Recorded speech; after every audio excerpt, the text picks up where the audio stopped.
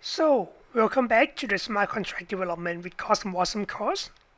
In this part, we will talk about how to deploy your smart contract to the Osmosis blockchain. We will do it in two ways: local osmosis deployment and testnet deployment.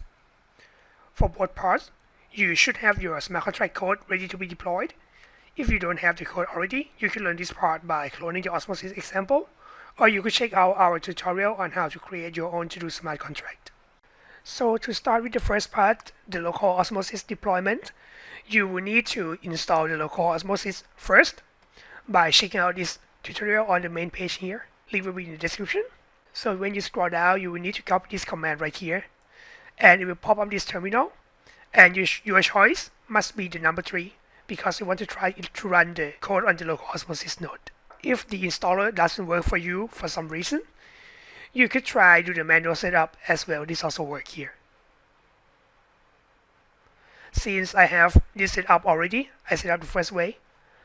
We will need to start up our local osmosis node. So open your terminal and do this. cd to osmosis. If you install in the default directory, it will be right there. And now run make localnet start, and you will see some command like this. If this is running, then you have installed the local osmosis successfully. A little bit of note here is that you should have the Docker desktop running on the Mac as well, or else you won't be able to start this terminal. And then now let's move on to the next part where we will try to deploy the contract on the local osmosis. We have local osmosis installed and up and running. We can proceed to the next part before we deploy the smart contract on the blockchain. So the things we need to do here is to compile our smart contract first. If you haven't implemented to do smart contract by following our tutorial, you can do the git clone this repository right here. So open your terminal at your project. First, we want to make sure that the smart contract itself can be comply with the stable version of Rust. So we need to do the first one first, the Rust up. The Rust up, default, stable. And that's complete. We can proceed for the next part. In fact, you can compile it right here or right here.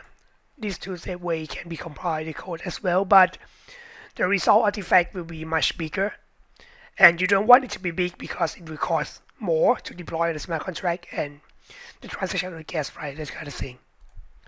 So we will jump down to the optimized compilation right here and copy this one and paste it into our terminal.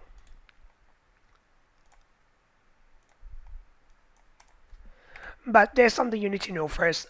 If you are using the MacBook with M1 chip, which is the ARM chip, you cannot use this command right out of the bat. You need to modify it a little bit.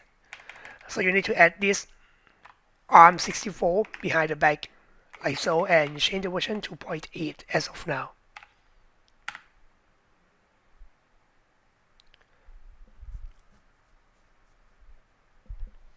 So when the run is complete, you can check the artifact folder, and you will see your smart contract name right there as well. So cd artifact and ls. And you will see this to do ARM64 in case you use the M1 chip or the ARM chip, .wasm. And the file size will be about 156 kilobyte. And that's it for the compilation part. Now you can proceed to the deployment part. So to proceed, before we can deploy the smart contract, we will need to add the wallet first, because we need to pay for the gas fee of deployment. So we will copy this line. This line we use to add the existing wallet. For this case, we will use the test1 wallet here, and the mnemonic is as follows. So copy this command, open your terminal, and make sure that you have the local osmosis running, and paste in the command. And we need to change this unsafe test key name to be test1, or author name if you use author test key. Hit enter, and now we need to provide the mnemonic. Copy this and paste it in. Then you will see this line here that tells you that you have successfully added the wallet, and this is the wallet information. And for the next thing is the actual deployment.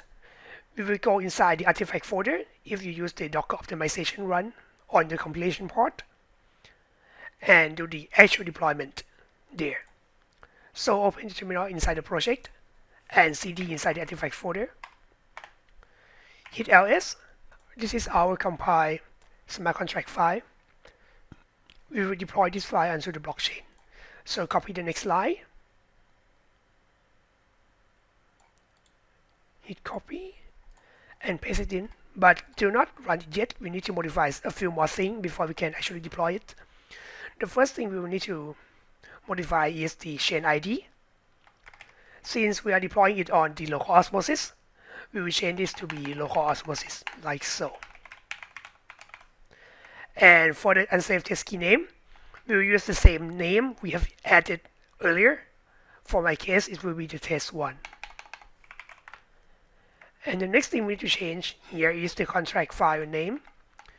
We will change this from cw underscore tpl underscore osmosis to be our to-do dash arch 64.wasm file. If everything is correct and we hit run, we will see that our contract is deployed already successfully. And this is our contract code ID. We will maybe need to use this later on. So please take note of this value as well. For this case, my case, this is 5. And that's it for the contract deployment on your local osmosis. For now, you can interact with the contract here, as well as using on the front end or using with the command line. The testnet itself, there's two ways. The first way is to use the command line tool, and the second way is to use the Beaker tool to install, which I recommend the second way because it's handled all the dirty logic by itself and it is easier to understand. But let me take you to a little bit of overview on the command line way. So basically, you set up your Rust or use this installation tool and select the option tool instead to be the client node of the testnet. And you need to add your own wallet here. You cannot use the test wallet anymore. You will add your own wallet, and now you can use the faucet to get the Osmo, which is the token you use to pay the gas fee for the Osmosis chain. You can use either the official faucet or the Discord faucet. And then you basically do the same thing as before. You call your contract, compile it, and then you do the deployment. And the deployment is right here. You basically upload your contract, choose the wallet where it is, and chain ID requirement, it will be default to testnet. And that's it for the testnet deployment with command line. Next part, we'll proceed on the actual Beaker deployment. So before we start proceeding with the deployment to testnet with Beaker, there's a few more things you need to know, which is to deploy the smart contract on the testnet and the mainnet. There's two ways for the testnet, which is mainly permissionless network and admin. And there's the actual proper way for the mainnet and testnet as well, right here, which is the governance. But what is the governance? The governance is like a process where you submit the proposal of your smart contract, and there's a few more times that people need to vote for your contract to allow it to be valid on the blockchain system. But this one right here will usually be done on the mainnet. For our testnet in this case, it's set to be permissionless, so there's no need to do the voting process and the governance stuff. But we won't do that today. We will do it with the actual proper way, which is the governance way.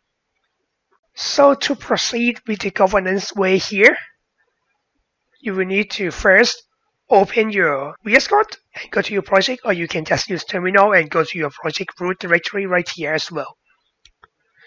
We will first do this Beaker Wasm build to build our smart contract first.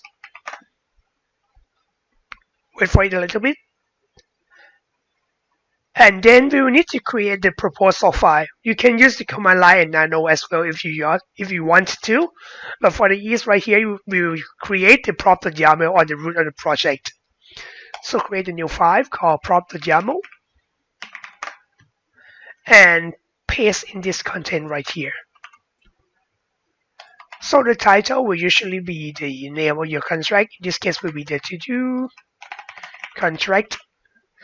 And this is the description of your contract. I'm going to leave it as is for now. This is the deposit, which is the minimum required amount to submit the contract to the testnet. And this is the code about the report of where your contract is, so that user can audit your contract. This is just for the Rust optimization thing as well. So there's a few more things before we can actually run the next slide.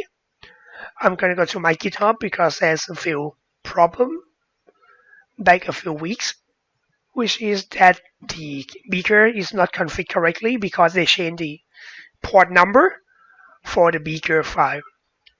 So you will copy this code right here and go to beaker.toml and paste in this text right here. You don't need to edit anything. Just paste it there to make it be able to deploy to the testnet. But if you can run the next command without this line, that means it has been fixed. As you can see that here, they try to fix it in the next patch. Great, now we can proceed to the next part, the actual deployment. So we copy this line and paste it in here. And let's analyze this a little bit. So for the store code right here, this flag will tell that to store the proposal ID to the system. You will see it in a moment. And this line right here, the proposal and the prop YAML, will be the part to your proposal file. You can store it elsewhere else, but since we store in the root, we can just type prop YAML file here. The next one is the signer account, which is who responsible for this thing. And the test network here will tell where it is deployed. The next one will be the name of our contract. In this case, it is not to do counter. It is a to-do contract, so we will change it to do.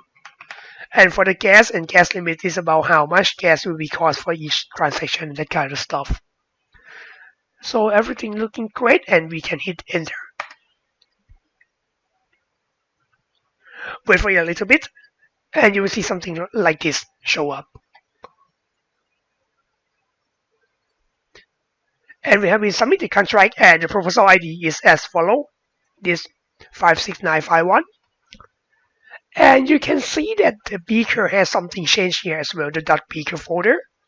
We can go to state adjacent and we will see that there's store code right here, which is the ID where our proposal is. Great. Now we can proceed to the next part, the voting for the contract. So first we will query it first that we have the contract exists. So we will copy this line, paste it in. Well, sorry for misclick. Paste it in and change the counter to be to do. We can see that here, there's the voting result is not in yet. This is our proposal data. And this is the voting time. We need to act fast because this testnet has like 3-minute windows for you to vote this. Can be voted at least at 45, but this is 43. We're gonna vote it now. You can also use other tools to vote as well, such as this one or this one. But in my case, we use the command line to vote. You will type this command in and tell vote yes or no on which contract. We want it to be success, so we will vote yes on our to-do contract. So paste it in and change the counter to be to-do.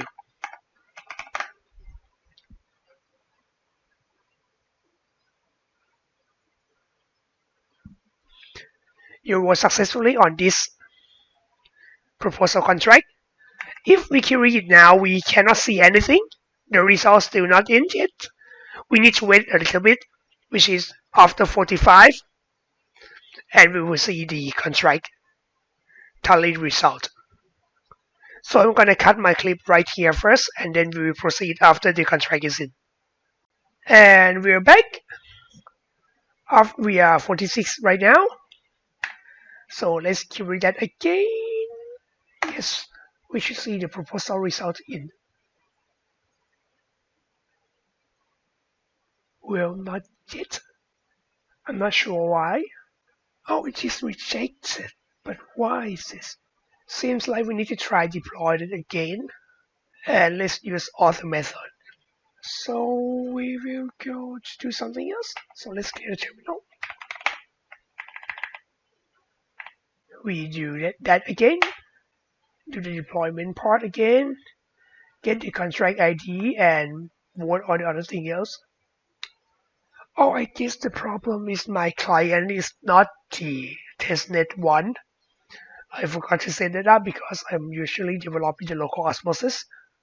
So we will change that and use the tool that directly connected to the testnet instead. So query again, we need to wait to the 50